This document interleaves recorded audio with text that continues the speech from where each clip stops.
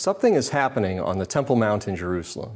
Something so powerful that the authorities will only allow it for a few minutes at a time to a pre-approved group of people under heavy police guard. Journalist Arnon Segal reported that it's, quote, an initial trial to make sure the Middle East doesn't lose its mind over it. So what are people afraid of? What is this thing that could ignite the Middle East? It's this: a Jew standing on the Temple Mount, quietly praying from a book. But to understand why this is so dangerous, you have to understand what that book is. He's holding a siddur, a Jewish prayer book. And today I want to answer one question. Why would a Jew praying from a book make the whole world hold its breath? The answer to that question is the whole story of what's really happening up on that mountain.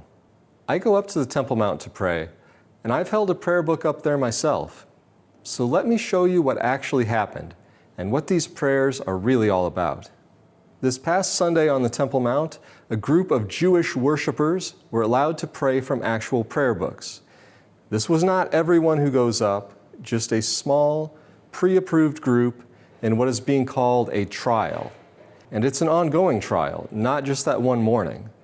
The National Security Minister, Itamar Ben-Gvir, has confirmed the news to the Jerusalem Post. And that approval is really the big story here, because prayer books have been smuggled onto the mountain before. This is me on the Temple Mount months ago with a small siddur. So what's new is not that it happened. What is new is that this time it was openly, officially allowed. And I want you to see just how carefully. According to what's been reported, the list of worshipers approved to carry a prayer book for this trial, only 15 names, had to go all the way up to the police commissioner himself, the single highest ranking officer in the entire country, for his personal sign-off. 15 people, one prayer book each, approved at the very top. You might think that's strange, because it is. Look at what we're describing here. A man with a book, quietly praying. That's what has to be handled so carefully? Does that make any sense to you? Because by any normal measure, it should be nothing. It doesn't seem like a threatening move at all. But even this small step didn't just happen suddenly. First, this past January, authorities began to permit printed prayer sheets. I reported on it back then. Just this past Wednesday, January 21st, the police began to officially allow prayer sheets to be used on the Temple Mount by Jewish worshipers.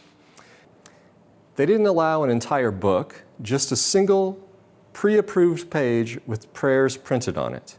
Then, on Tisha B'Av, the fast commemorating the destruction of the temple, they allowed a few books of keynote, Lamentations. I was there on that day, and as I was coming down from the Temple Mount, I saw a small crowd by the Western Wall. Ben-Gvir had just come down from the mountain as well, and he was being interviewed by erupt Sheva. He said, "There hasn't been anything like this in 1,000 years. Songs, prayer, prostration, and keynote, and deep prayer to the Holy One, blessed be He." He said that there's still much to improve, but we're moving in the right direction.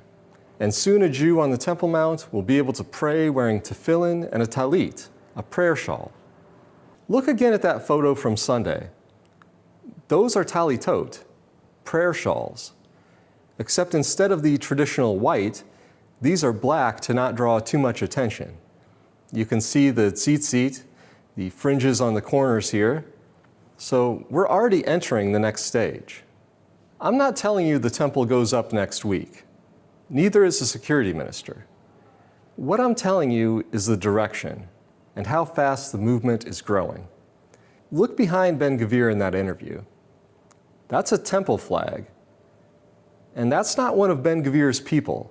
That's someone that just happened to be at the Western Wall. If you want your own temple flag, just like the one there in the video, I have them now in my store. Check out the link down in the description. So the progress is great, but why is the establishment so reluctant? Why the small steps cautiously trialed under armed security? Why does it take the top policeman in the country to sign off on 15 prayer books? You don't guard that carefully against something you believe has no power. The answer is what's actually inside it. Because this isn't just a book of wishful thinking. It's a blueprint for the final redemption. In Judaism, one doesn't just pray for something. For example, you pray for healing, but you also take medicine. A Jew prays, but he also takes action. 3 times a day, for thousands of years, Jews have stood and asked for the same specific things. Gather in the scattered exiles, restore the justice system, rebuild Jerusalem, raise up the kingdom of David, bring back the service of the Holy Temple. That's not a soft private wish. That's a handbook for a revolution, a set of instructions for rebuilding a nation and its holy house, kept word for word in every corner of the exile for 2,000 years, so that we would never forget what we are actually meant to do. And these prayers have a place, a physical direction. When King Solomon first dedicated the temple, he stood before the whole nation and made it the address of prayer. He asked that even when the people are carried far away, when they turn back and pray toward this place, God would hear them and bring them home. So for 2,000 years, scattered across the earth, we prayed toward that mountain. Let me be honest with you about something.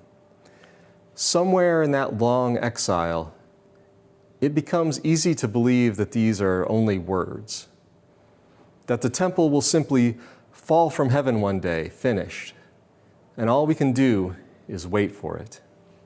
That's the exile talking. It was never the plan. The plan was always that we would build it. And that is what makes this photo so big. A Jew standing on the Temple Mount, praying those exact words from that exact book on that exact spot. That is not prayer for redemption from far away. That is the prayer coming home. That is the blueprint turning into action. So they're not wrong that this is powerful. A prayer book on that mountain is stronger than weapons, stronger than politics. Prayer, the seeking of God. That is the engine that moves this whole story, and it always has been. What they are afraid of is real. Our exile is ending. Jerusalem is being rebuilt. The sons of Aaron and the sons of David are walking her streets once again. No one can tell you the exact order of how it all unfolds. That was never promised, and it was never the point. The point is that we stopped only praying for it, and we started doing it. So let me ask you, if you were standing on that mountain with that book in your hands, what would you pray for? Tell me down in the comments. I read them. And if you want to stay with this story step by step as it happens, this is the place. Subscribe so you're here when the next update comes out, because things are changing. Oh, I think it's time for the afternoon prayer. I have to daven mincha.